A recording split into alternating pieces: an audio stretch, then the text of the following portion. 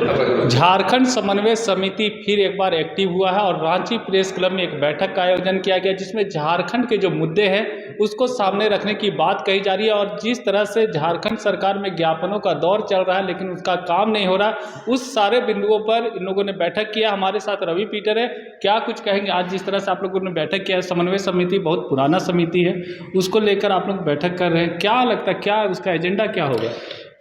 सबसे पहले धन्यवाद पत्रकार बंधु, क्योंकि आपने बोले कि से लगातार सामाजिक संगठन के साथ में और अन्य राजनीतिक पार्टी के साथ में ज्ञापन सुखते सुखते लोग थक चुके हैं, धरना प्रदर्शन करते हुए लोग थक चुके हैं। तो आज झारखंड समन्वय समिति का बैठक का मुख्य उद्देश्य था कि राजनीतिक संगठन से लेकर सामाजिक संगठन और साहित्यकार का एक कमेटी बनाई जाएगी, जो लगातार झारखंड में अवैध रूप से खनन हो रही है, झारखंड में वन का कटाव हो रहा है लगातार। तमाम झारखंड के जो मूलभूत जो समस्या है, जैसे पैसा कानून का नहीं पालन किया जा रहा है, और उसके साथ साथ में यहाँ पर नौकरी जो पेशा है, रोजगार की जो पेशा है, लगातार बाहरियों के हाथ में जा रही है। तो समन्वय समिति में एक कमेटी बनेगी जो स्वतः इस जन समस्याओं को निगरानी करेगी, और इसके समन्वय समिति के पूरे निगरानी जो कैबिनेट के जो मंत्रिमंडल है, जो समिति के जो अध्यक्ष मेंबर रहेंगे, उनके निगरानी में की जाएगी। आज समन्वय समिति का बैठक का मुख्य उद्देश्य था कि झारखंड में झारखंडियों की पहचान कैसे मिलेगी, स्थानीय नीति कैसे लागू होगी, और स्थानीय नीति अगर लागू नहीं होती है तो जो इससे जो यहाँ के आदिवासी मूलवासी की जो जन समस्या हो रही है उसको निराकरण कैसे की जाए, मुख्यतः इसी बात को लेकर समन्वय समिति की बैठक की गई थी। मुख्यमंत्री हेमंत सोरेन झारखंड के हैं, लोगों के चहेते भी है, आदिवासियों के चहेते भी है, और कई ऐसे एजेंडा है जिसमें ओबीसी आरक्षण हो, 32,000 है, नियोजन नीति है, विस्थापन आयोग का गठन की बात है, तो लगातार काम कर ही रहे, तो फिर आप लोगों को अलग से एक समन्वय समिति बनाने की जरूरत क्यों पड़ रही है? देखिए, समन्वय समिति बृहद झारखंड के निर्माण की परिकल्पना करती है, और प्रथम जो बात है कि झारखंड जब अलग हुई थी तो हमारे जो संस्कृति से जो मेल जुल खाते हैं आसपास पड़ोसी राज्यों में, जैसे बिहार में भी कुछ राज्य है, जमुई है, दरभंगा है, और उड़ीसा में है, मयूरभंज है, बंगाल में भी कुछ है ऐसे है जो हमारे संस्कृति और हमारी वेशभूषा से मेल खाती है। तो समन्वय समिति को बृहद झारखंड के निर्माण के लिए समन्वय समिति का गठन की जा रही है।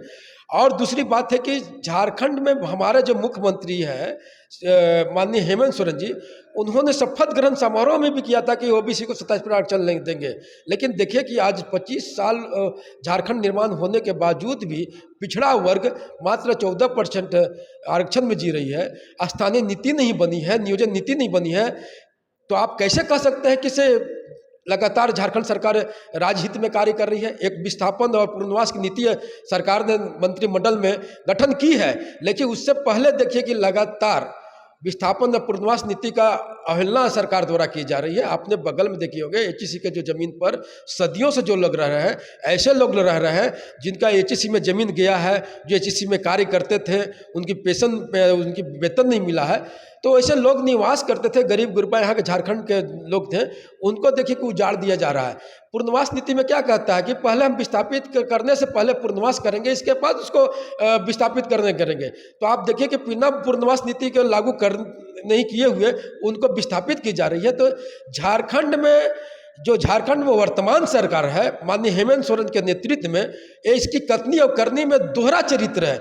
इसके कारण हम लोग का जो झारखंड समन्वय समिति का है, पुनः इसको बैठक की गई ताकि हमारा जो इसमें जो है सामाजिक संगठन, राजनीतिक पार्टी के, वैसे राजनीतिक पार्टी के लोग जो यहाँ के भाषा संस्कृति, यहाँ के स्थानीय लोगों की पहचान के लिए लगातार लड़ाई लड़े हैं, वैसे पार्टी के लोग और उसमें सामाजिक कार्यकर्ता जो आदिवासी मूलवासी की हितों की बात करते हैं, झारखंड हितों की बात करती है, उनकी कैबिनेट में उनकी एक कमेटी बनेगी, और स्वतः हम लोग जो झारखंड में दोहरारोपण हो रहा है, दोहरारोपण उसको कैसे बचाया जाए उस पर हम लोग काम करेंगे, उसको कमेटी बना के, इसीलिए आज समन्वय समिति की बैठक की गई थी। तो ये समन्वय समिति की जो बैठक हुई है वो सूरज सिंह बेसरा के नेतृत्व में हुई।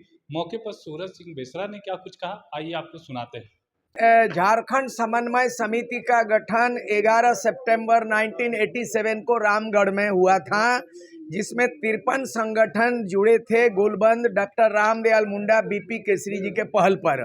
उसी का पुनर्गठन हो चुका है। आज उनका छाया मंत्रिमंडल बनेगा और जो छाया मंत्रिमंडल मतलब ये परालाल समानांतर सरकार नहीं बल्कि शैडो कैबिनेट, जिम्मेदारी दी जाएगी। शिक्षा नीति ड्राफ्ट कौन करेंगे, विस्थापन नीति का ड्राफ्ट कैसे होगा, स्थानीय नीति क्या बनेगा, नियोजन नीति क्या बनेगा, उसके बाद जो है ना पेशा कानून का मॉडल क्या बनेगा, ये तमाम चीज का जो है आज हम लोग बैठक करके जिम्मेदारी सौंपेंगे।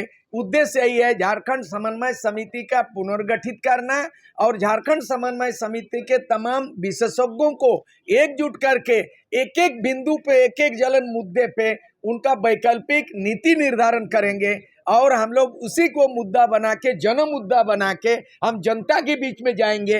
अब सरकार से होते रहेगा सड़क में संघर्ष, होते रहेगा सदन में हल्ला गुल्ला, लेकिन हम वैकल्पिक नीति खुद तैयार करके जनता को वैकल्पिक राजनीति का दशा दिशा देंगे। यही है उद्देश्य आज का प्रेस वार्ता। आपने कहा था कि मुख्यमंत्री हेमंत सोरेन का हम सहयोग करेंगे, तो क्या लगता है जो इस मुद्दा आएगा उसको लेकर मुख्यमंत्री से मुलाकात करेंगे, बात करेंगे? नहीं, वो नहीं है। अब वो जरूरत होगा। अभी देखिए मेमोरेंडम देना, गवर्नर से मिलना, हम लोग उब चुके हैं।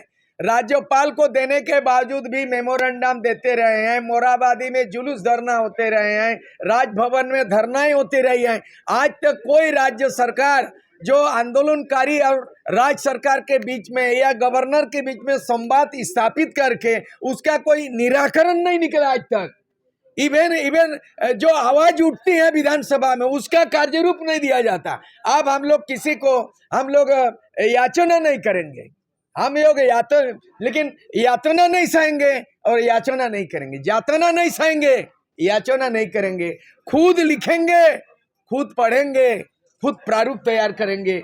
झारखंड समन्वय समिति जैसे जो है ना अपना वैकल्पिक नीति निर्धारण का बॉडी है। इसमें राजनीतिक पार्टियां, गैर राजनीतिक पार्टियां, साहित्य का मंच है, सांस्कृतिक मंच है, विद्वान है, सबको आमंत्रित है। इसमें राजनीति नहीं चलेगा। अलग अलग पार्टी का स्टैंड अलग है, लेकिन समन्वय समिति का सबका वैचारिक समन्वय स्थापित करना उद्देश्य होगा। यही है। बता देंगे किसका व्यवस्था ये है, लेकिन काम कैसे होगा? देखिए एक चीज है, हम लोग आज तक मांग किया ना, स्थानीय नीति लागू किया। स्थानीय नीति कहाँ बनाया?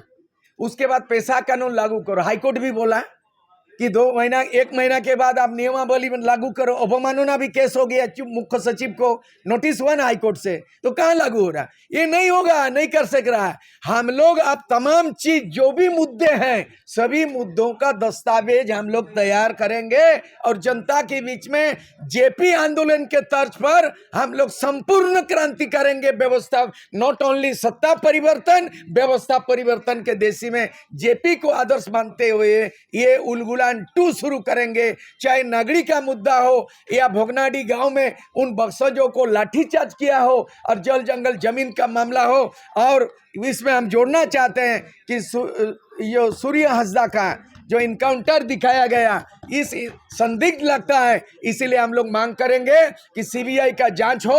और बिल्कुल सीआईडी जांच से हम लोग संतुष्ट नहीं हैं। हम लोग मांग करते हैं इस मंच से भी कि इनकाउंटर फर्जी लगता है, कौन दोषी है, इसीलिए सूर्य हंसदा का भी जांच सीबीआई से करना चाहिए। ये नीति हमारा स्पष्ट है।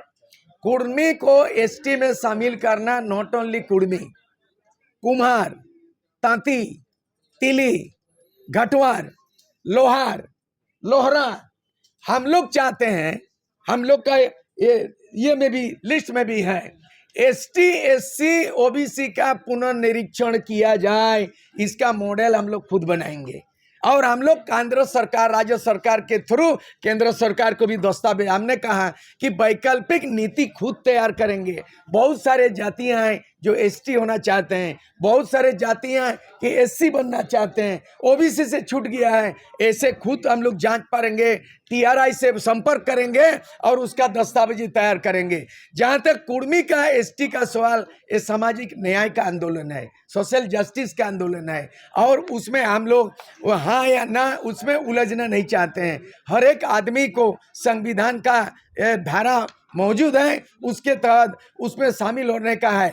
और जहाँ तक बात है TRI और रिपोर्ट सपोर्ट करेंगे, और आदिवासी आयोग है, ये शेड्यूल ट्राइब का, शेड्यूल कास्ट का भी आयोग है केंद्र में। सारे मामले राज्य से अनुशंसा होता है और केंद्र में जाती है, कैबिनेट में फैसला होगा, कानून बनेगा, लोकसभा राज्यसभा से होगा। ये मामला राज्य सरकार और हम और आप विरोध और समर्थन करने से कोई कुर्मी ST हो जाएगा और कोई मंडल सोनी वंचित हो जाएगा, ऐसा नहीं होना चाहिए। ये मामला केंद्र सरकार, जैसे सरना धर्म कोड मांगते हैं, ये राज्य सरकार का नहीं है। कोई विरोध करे, कोई समर्थन करे, कोई माने नहीं रखता है। माने रखता है कि आप आर्टिकल 25 के तहत केंद्र सरकार को निर्णय लेना है कि 15 करोड़ आदिवासियों का धर्म कोड देना चाहिए। ये केंद्र का सवाल। कुर्मी को ST का भी सवाल। ये विरोध नहीं होना चाहिए आदिवासी मूलवासी आपस में, बल्कि ये मामला केंद्र तय करेगा। यही अपील करना चाहते हैं। जातिगत जो मतगणना किया आप समर्थन करते हैं? कौन बोला? होना चाहिए जातिगत जनगणना, झारखंड में भी होना चाहिए, तब जाके पता चलेगा। जातिगत जनगणना 1931 में ब्रिटिश शासन काल में हुआ था और उसके बाद जातिगत जनगणना नहीं हुआ। बिहार में नीतीश कुमार कर चुका है राज्य स्तर के तहत। हम लोग चाहते हैं कि झारखंड में भी जातिगत जनगणना होना चाहिए और तब जाके संविधान में जो प्रोविजन है ST SC OBC का जो आरक्षण का प्रावधान है, तब असली तस्वीर पता चलेगा कि ST SC OBC कौन जाति कितना है, ये पता चलेगा। जाति जनगणना हम लोग मांग करते हैं, समर्थन करते हैं। आगामी बिहार में होने वाले चुनाव को लेकर क्या कुछ तैयारी कर रही है? कहाँ बिहार में होने वाले चुनाव